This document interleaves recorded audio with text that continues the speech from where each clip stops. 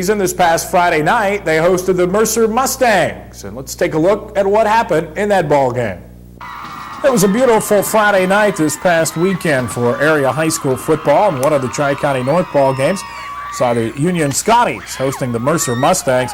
The Scotties, winless on the season, did come into the ball game fired up. The Mustangs, meanwhile, were at 1-1 on the season, 0-1, however, in Tri-County North competition.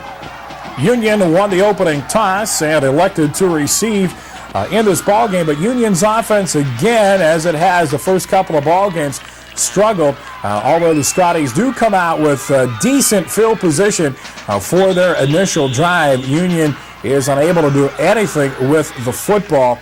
As you see the Scotties here trying something, but the Mustangs right there, big loss of almost 10 yards for Union on that play. Mercer's defense was tough throughout the first half. Now, the Mustangs on offense will do a little bit of a trick play here. Dan King hits Scott McClay down the far sideline, and McClay takes the ball all the way down to the Union 10. Now, a few plays later, Mustangs still have the football. King looks like he gets into the end zone, but he stopped just short. King was the big back on the night, scored a couple of touchdowns for the Mustangs, and he'll plunge in here from 1 yard out as Mercer takes a 7-0 lead, as the conversion coming up here was good for Mercer. So the Mustangs already had the Scotties in a hole early in the contest, and it would be the trick play that we'll see again in a little while that worked for Mercer all night long.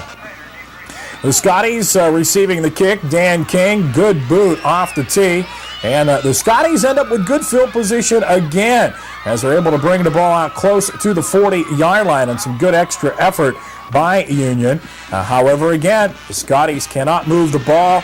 Robbie Nogue hit as he throws the football, pass goes incomplete. Still 7-0 at this point. Mercer with the football. Dan King, the ball carrier. We told you he was a big back. Look at him cut back into the middle of the field, break about 4 or 5 tackles until finally a host of Scotties have to bring King down. Chris Late is the quarterback for Mercer. Quick drop here, and it's King to the near sideline. King picks up good yardage, nearly 10 yards on that play before he's stopped by Union. Again, it's King on the pitch to the outside. This time, the Scotties hold him for no gain. Mercer, though, held the football throughout the ball game. Fans enjoying it at Union, despite the Scotties losing 7-0. And then later, once again, it's Mr. King leaping over the top.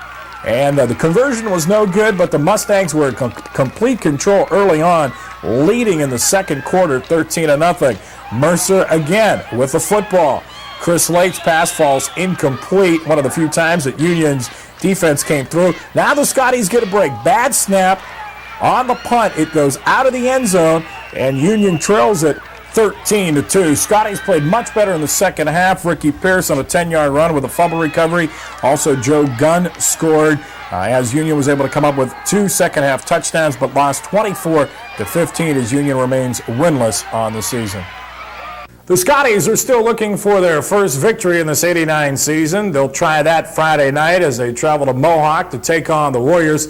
Meanwhile, the Mustangs have their work cut out for them. They'll host the top-ranked Farrell Steelers also on Friday night.